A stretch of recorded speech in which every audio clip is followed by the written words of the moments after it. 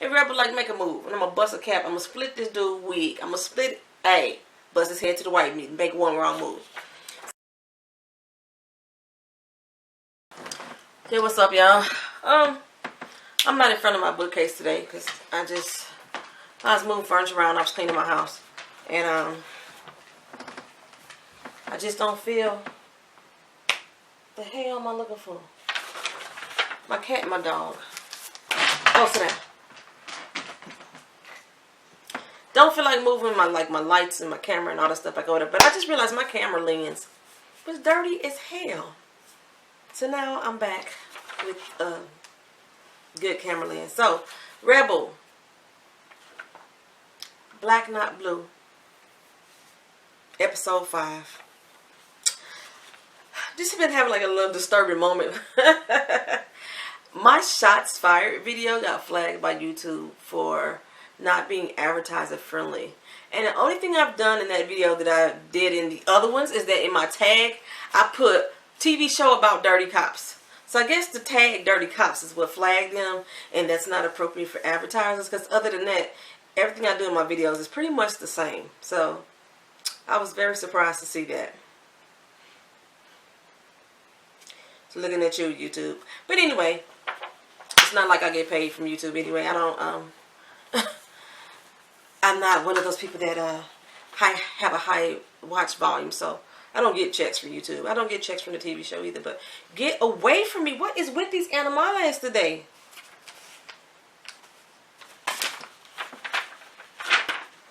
Alright, so I'm starting off. I got notes, y'all. So it started off with Rebel is reminiscing that she blacked out at the club. And I'm sorry, I don't remember that from last week's episode. But apparently she blacked out at the club. But sometimes I do forget. I don't know. I didn't see that last week for some reason. But she supposedly blacked out at the club. She woke up at home. So she's at the hospital getting checked out. Because when she woke up, she had the words "back off" scrawled across her chest. She was still fully dressed. But she was like, they done been through my home. I don't know if they did anything to my body because I can't remember anything. They know where I live at now. Okay. And so the doctor checked her out, and she basically tells her, just from my, what's the word I'm looking for, y'all? Obvious exam or visual exam, I don't see any signs of trauma. Okay. But we'll run all the necessary tests that you want me to run. She's like, wait a minute, what if I'm pregnant? What if I'm pregnant? So she gives her the Plan B pill. Shut up! She gives her the Plan B pill. And now I guess she feels like a little comforted by that. She can't test her out for AIDS for a couple more weeks. What have you. Alright. So Rebel rolls up on a sleeping Brim. I don't even know how she got up in this crib, but she walks up in this crib, and next thing you see, Rebel got this gun up against his forehead. Cold steel to the mouth, you know. And a dreadhead sitting there. Why is dreadhead always there? He always there. He's sitting there, and Rebel like make a move, and I'm gonna bust a cap. I'm gonna split this dude wig. I'm gonna split bust his head to the white meat, make one wrong move. So Brim wakes up and she's like, "Hey, so what's going on? You told me that you didn't have nothing to do with my brother. You were a nerd, and now I come to find out that you got all these dealings with Texas. So y'all poisoned me? Y'all the one that spiked my damn drink at the club?" It's like, he didn't have nothing to do, dreadhead. He didn't have nothing to do with it. So Brim is like, okay, let me tell you what's going on. Let me tell you what really happened. Why this was such a secret, I just don't understand. Brim said he was at the party with Malik. Some dudes in a van rolled up on him and tried to yank their ass, right? He had a gun on him. He dropped his gun, Malik picked the gun up. And then he got shot up by one time. Okay, so why was this such a fucking secret? Why you just couldn't tell her that? I guess he didn't want to seem weak on the streets or what have you, but you come to their house. You could talk to her at any time from what I could see, you know, but Rebel heads home and there's a lady on her doorstep. And I'm thinking, okay, you just freaking out that somebody know where you live. They know where I live. They know where I live. Because remember, she just moved. And now some other lady on your doorstep too. You ain't questioning about how the hell she know where you live. But she on the doorstep and she like, I want to come talk to you about this case. Apparently this was the first case that she was ever on as a detective, and she was unable to solve it, right? So the case has been eating away at her, specifically at the mother that's who's there. And she's like, look, the person who we suspect killed my son, he got cancer. Don't worry about how I found out. I know things. I've been keeping tabs on the person who I think killed my son. But he got cancer. He about to die. And they say he only got a week or two left to live. So I need you to go there and get a confession of this dude. And, you know, since Rebel did not solve the case when she was a cop, she was like, you know, I feel obligated to go ahead and do so. Rebel goes to, I guess, the scene of where the young man died, because they flash back into a body laying on the ground and the mama getting dragged away, crying, kicking, and screaming. And while she's standing there just trying to piece together the events from that day, up walks Mac. The fuck he come from? He says that the lady came, her name was Olivia, she came to him first. And he's the one who sent her to Rebel. Why would you send her to Rebel's house instead of passing along a phone number? You just gonna just random. I wish a motherfucker would just randomly tell people where the hell I live at. But that's what he did. And she was like, the way the Rebel made it seem was like Mac wasn't on this case. And she said something about she had lost her partner and then she couldn't solve that case. So why would the lady go to Mac in the first place? I'm not piecing shit together. I got questions. Matter of fact, I got some other questions. Where the hell is Mac's partner? How come he ain't never on the job anymore? He always running his ass up behind Rebel. What was the point of bringing in his partner? This is only episode 5. I think there was episode 2 they brought in. He had a new partner. Or maybe episode 3. We ain't seen no more of her. Because the motherfucker ain't never at work. Even when he was at work, his partner wasn't around. What? Why for? I don't get it. And then on top of that, where Jimmy at? His old crooked ass. Where's Jimmy? Jimmy kind of made the show exciting to me because of his little racist rants and somebody needing to check his ass and put him back in place. But I got questions. I think this segment of Rebel is going to be called I Got Questions, because every week I got questions. And did y'all know Sally Richardson, she directed this episode? I saw that at the beginning. Go ahead, Sally Richardson, girl. Sally Richardson Whitfield. I forgot she got married to Don Trey T. Whitfield. But anyhow, okay. They go to Meth, TJ, and he is at the bank applying for some funding. And he has like grants from this company and that company, and normally those types of things could help you get a loan approved since you already got some type of financial backing. But this guy's like, nah, can't do nothing for you, bro. He was like, you know, your credit just not holding up. Don't tell that lie if that's not the truth. He said, boy, my credit's 670. Ain't no way. So what Meth TJ is breaking down is that, okay, you pretty much just don't want to do this because of what neighborhood it's in, what zip code it's in. And he was like, well, I'm just here to tell you, the only way you're going to get a loan from us is if you get a co-signer. Rebel and Mac go to the dude on his dying deathbed in jail and tries to pressure him into this confession. He was like, you know, I done did a lot of shit. I did have an argument with the dude. I did think he stole from me. But I did not kill him. Point blank, period. He in jail for fraud, I guess. Embezzling money. Money laundering. He's in jail for money laundering. And they want him to confess to this little boy's murder.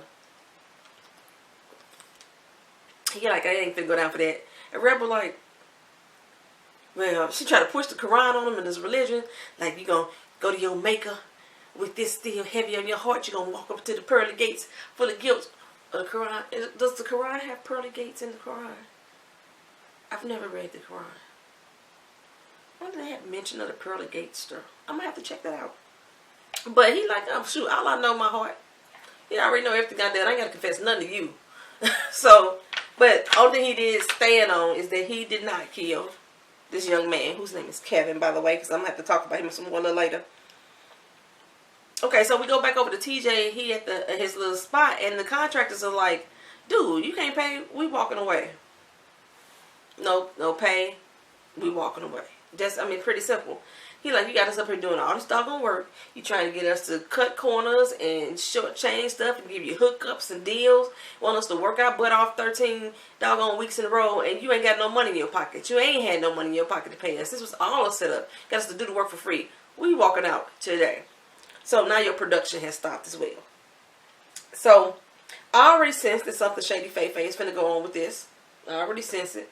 But while that is happening, some dude, I guess a former patron of the place, comes in and was like, hey, you know, you done helped me out all my life. I got a hookup for you. So he passed him along his phone number. And he was like, you know, this ain't quick loans, but he help people in tight spots. Now, he can get you what you need. It's be some quiet money. Some quiet money, if you know what I'm talking about. You deal with people like that, though. It always come with a price. It always come with a price. So I'm not liking where this going. Come on, TJ. Hopefully you're smarter than that. Rebel is back at the original spot again, just looking at the wall. And she's standing there with Mac. They're conversating. All of a sudden, he starts hyperventilating. I'm like, what, my girl having a panic attack? And then she starts to flash back on the club. It seemed like her that particular night. And Mac is like, what is going on? What is going on? Oh, he ends up taking her home. It's broad ass daylight again on that scene when she starts having this little panic attack. And he takes her home. Is that the wrong scene?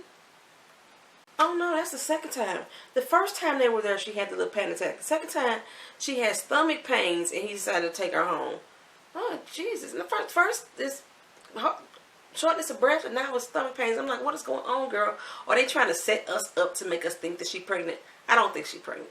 I don't. But, yeah, so she having all these little panic attacks, and then she having the stomach pain. So Mac decides to take her home, and he's taking her home, and like I say, it was broad ass daylight. By the time they get to her house, though, it's dark as a motherfucker. It's just time change just happens that quick. I don't know if this bad edited or what's going on, but time don't seem to be consistent. It don't be no fade into the nightness. It just be bright as daylight, dark. So, anywho, so they get there, and while they there, TJ brushes up, oh, like, what's wrong, boo? What's going on? Mac realizes then they back together. They together. And so, you see TJ through that little shade. He did that cold shade by putting out them keys to the house. Like, come on, let me get this door open for you, boo. Let me go and get it. Let me go and get that. Move on my way. Let me go and get there for you. So he unlocks the door, and then he confronts Mac like, why are you working with her? You know you ain't supposed to be working with her. And they have a little small exchange of words, and Mac pretty much tell him, look, hey, your girl do what she want to do. Plain and simple. I'm like, come on, y'all need to bring your nuts down, both of y'all. Indoors, TJ goes to question her about why she's working with Mac. Like, what would cause her to do that? I mean, did you forget he shot your brother? And she kept saying, well, you know, the lady went to him first, and I felt like I had to do this, so that was pretty much what I had to deal with, is working with him. And right when he was about to reach down and ask her for some god doggone money or her signature on his paperwork to get his little organization up and moving like he really wanted to be, she busted his god doggone bubble and said, I know you ain't finna ask me for no damn money. His motherfucking face dropped. Then she said, oh, I'm just joking. Shit. You already said once upon a time that he had bad money trouble. So evidently, y'all already set the stage that he don't know how to do good money. And then the bank is like, your credit ain't sitting on nothing. Even though he's saying it's 670, it must be something else going on in the past that they looking like, you're not a reliable source of payment. Pay me back yet. You're not. But so yeah, he take his own figures off that paper. He not finna get that. He not finna get that. Then Matt calls in the middle of the damn night. Well, before Matt calls, she's in the mirror and she's still got the back off written on her chest, and she sees it and she's panicking or whatever. She tries to shower and she lays down and everything. So that's when they have that conversation. And then Matt calls in the middle of the damn night. Midnight. Now, you just dropped her ass off just a few hours ago.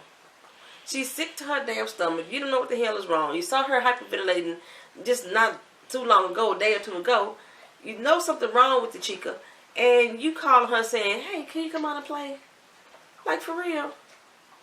And Meth, TJ is like, you finna ready to go down? She's like, I gotta solve this case, babe. I gotta solve this case. But, you know, I'm sitting here thinking, so she running out with Mac. And I'm sitting here thinking, this dude is straight cock blocking. That's all Mac doing, for real. But what they're going to do is roll up on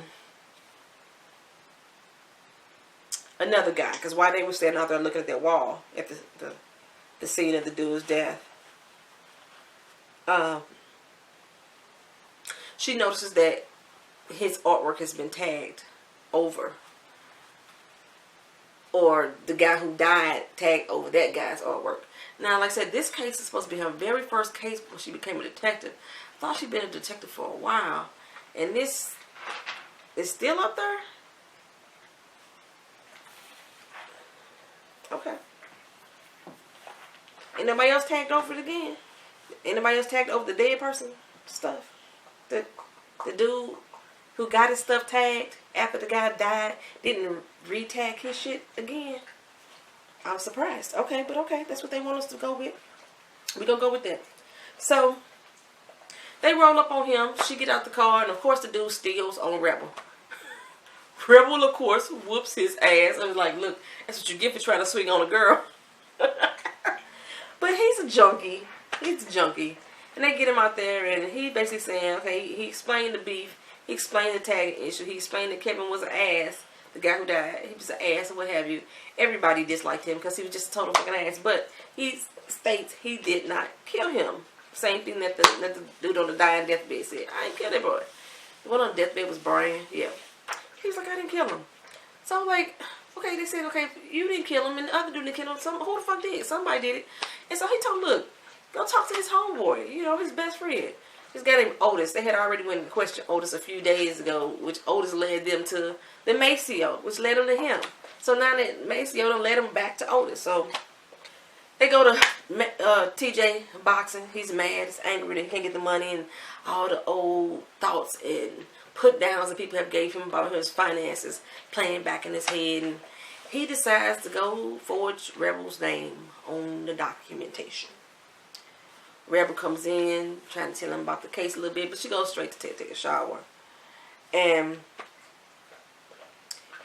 while she's taking a shower, and he taking pictures of her ID. He took a picture of her Social Security card. And he finna submit this over to the banker dude. And I'm thinking, when I looked at that signature, Rebecca Knight looked exactly like his signature on the line above it. And nothing like the signature she has on her ID. So if you was a good bank person, even a teller's supposed to recognize the difference in your signature. Come on, bro. Ain't nobody gonna notice that. Okay. So they roll back up on this dude and they realize they're gonna have to exhume Kevin's body, right? So I know this show leaves out so much because you just can't exhume a body just like that just because. It's on Rebel's word you don't exhume a body. This is not even an open case in the department for Mac. So why would they be exhuming his body?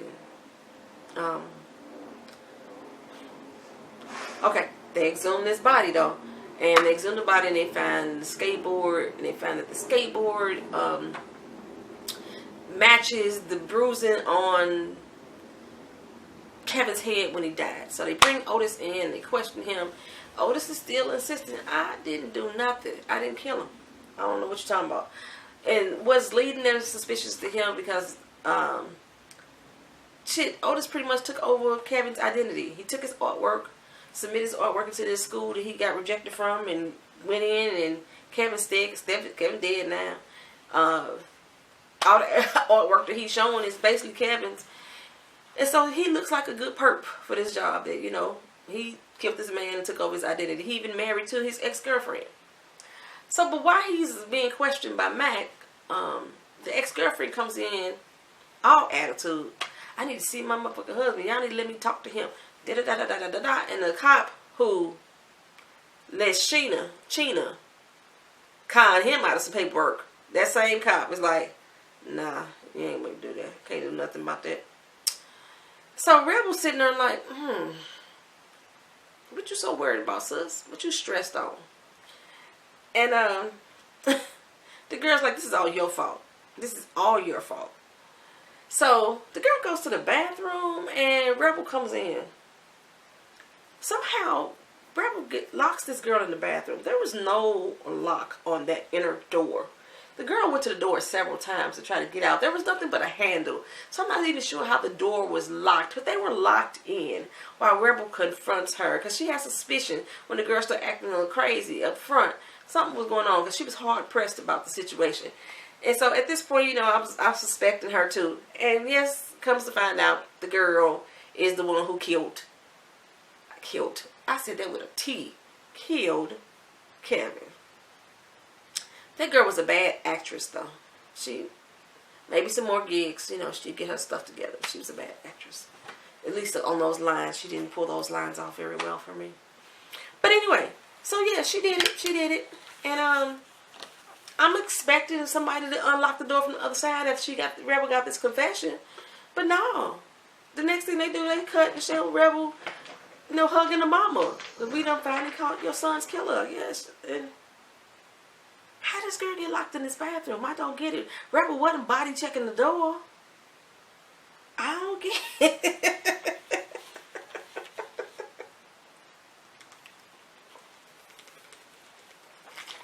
They go back to Rebel's house and Rebel is still scraping back off her chest.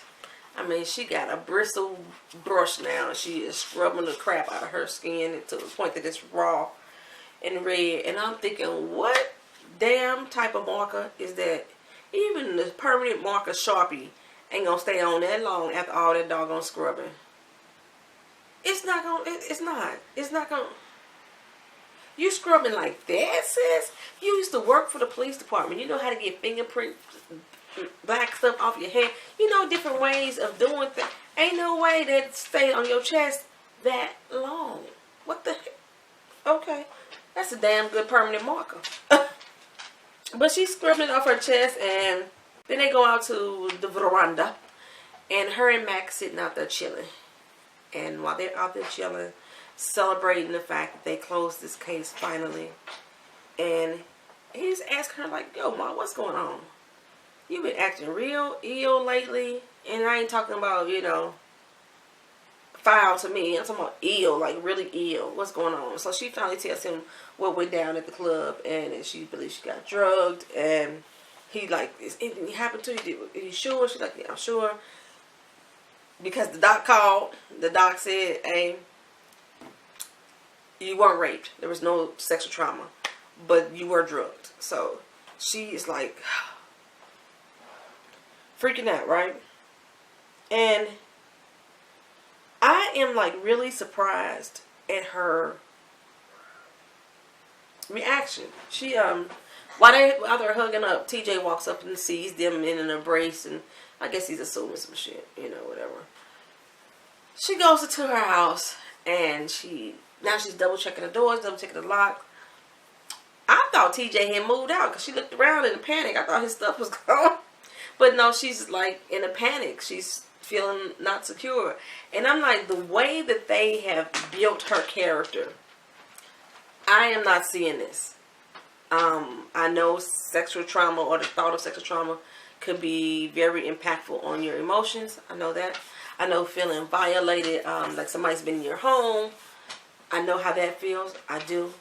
But somebody who puts on is, I didn't even want to call it a front, but so much of a front of toughness as she does. She was just whooping a terrorist ass. 3, 4, 5 of them. It was 3 of them. Unknown terrorists whooping their ass just a month ago. And now the thought that Texas knows where you live is freaking you out. It's freaking, I got questions. Let me not understand, man.